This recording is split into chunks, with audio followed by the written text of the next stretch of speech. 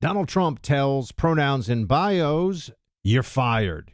That's right. Federal employees have been told now officially that they are to remove pronouns from their email signatures. I absolutely love this for so many reasons. One, it's obviously going to drive the libs insane.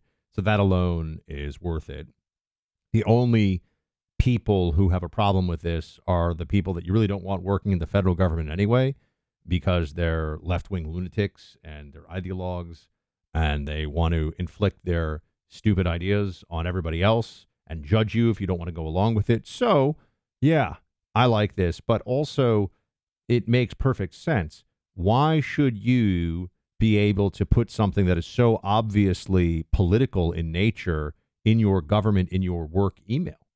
Why should that be? I mean, if I were sending around, if I was a civil servant and I was sending around emails and in my email signature from, say, the CIA, it said, MAGA, Make America Great Again under my name, people would have a problem with that.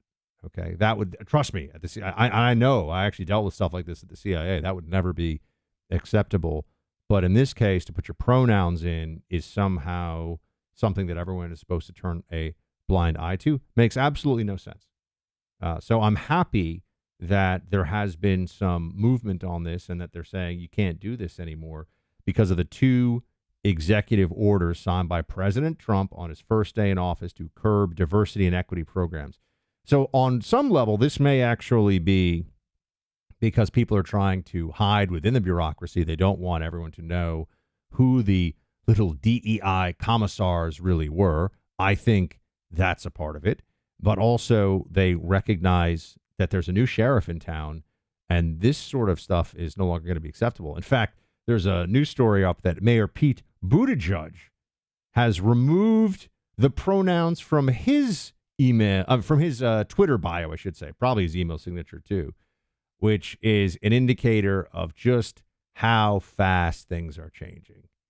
I remember when it was just a few years ago, people were reaching out to me who were worried at their company because they didn't want to have their pronouns in there because, this is absurd. It's absurd. Give your pronouns your email signature. Well, what is that? Oh, as a helpful thing in case I don't know. The worst thing is if someone is confused by your name, or maybe they're even confused about your gender, you just tell them, no, actually, I'm a he, not a she. If your name is, I don't know, Ashley or Jordan or some of these names that, guys and girls will both have, it's not a big deal. No one's trying to be offensive. No one's doing anything that is untoward, but it is rooting out the madness that has become so widespread within the federal bureaucracy. And so I love to see it. Makes me very happy. And it just feels like the madness is receding from so many places in our country. But this was a very particular type of madness. This was an absurdity. I'm actually going to tell you an interesting story here in a second that came to me about the premier medical facility in the country, Walter Reed Medical Center in Bethesda, and how I got the Secretary of Defense and my friend Pete Hegseth to tackle an issue that I think is critical and is it's really indicative of how much better things are going to be under this Trump administration and under this new Pentagon leadership. We'll get to this in a second. I was at SHOT Show recently, and who I was hanging out with all day? Bear Creek Arsenal. Our friends from Bear Creek Arsenal are absolutely fantastic. They're a North Carolina-based company. They make excellent quality rifles and pistols at price points that are better than 99% of what was on that convention floor at SHOT Show. They've been making firearms for decades of experience. They have decades of experience, and for the last, 2 decades, they've been making firearms. But I love the rifles and pistols. I've got them here with me at home. I'm actually going to be at the range tomorrow. I'll take them with me. Bear Creek Arsenal stuff is fantastic. Stay updated on everything that's happening there. Go check out what they've got. Rifles, pistols, upper receiver, lower receiver. They've got amazing knives, too. They've got a knife designer in-house making all kinds of just cool fixed blades and little tomahawk and all sorts of really great edged tools, if you will, edged weapons, edged tools. So go check it out. Go to bearcreekarsenal.com. That's bearcreekarsenal.com. So there's video that I have here of Walter Reed, and it came to me from a friend who's an insider at Walter Reed and said, you got to see what's going on here. It's a total mess. And this is just because no one has been willing to focus on this, spend the money, get it all fixed up. It's in disrepair, flooding, it's trash. It's a mess. They've had to shut down parts of the hospital. And it's just unacceptable that this is the premier medical facility in the country and they have whole sections of it shut down. So I tweeted out about this, just saying exactly that, and said, look, there's a video from an insider. Walter Reed Medical Center is in disrepair right now, and I'm told by insiders, so again, that this has been for years. They've been saying we need more resources to fix this. We need more resources. This is for physical plant stuff too. It's not like they're saying we need more, research budget or something, although maybe that too. But we don't want the lights to go off, the pipes to burst, and the place to crumble. And they can't get the attention, the resources they need. So I shared this out on social, and sure enough, a lot of people saw it, which I appreciate. And Secretary of Defense Pete Hegseth responded, and he said, I verified this. This is real, and it is unacceptable. And he said he's going to make sure that this is addressed immediately. I've known Pete for almost 15 years. It's funny. I mean, this guy that I used to do TV with and have talked to and had beers with is now Secretary of Defense.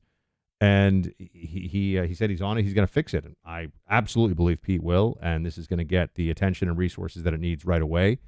And so, it just goes to show you what a different world we're living in now from the Biden administration. Because this was for years, apparently, they've had this problem at Walter Reed of just physical plant falling apart, bad resources, all this sort of stuff, and or not enough resources. And, they just didn't care. The Biden regime just, wasn't the priority. There were other priorities, DEI priorities or whatever. So it's really encouraging to see this. And it was cool that because our men and women in the military should get the best medical care absolutely possible, right? And that is a sacred obligation that we have to them. And the fact that you've had this facility that's not getting the attention, it also sends a message, right? And the message that should be sent to anybody who's in the military has to show up to Walter Reed is you get the best. You're at the best facility. And this should be true across all military medical facilities and across the VA. But, we give you the absolute best. And at least in the case of Walter Reed, it is supposed to be the flagship institution. So it is supposed to have all the resources that it needs.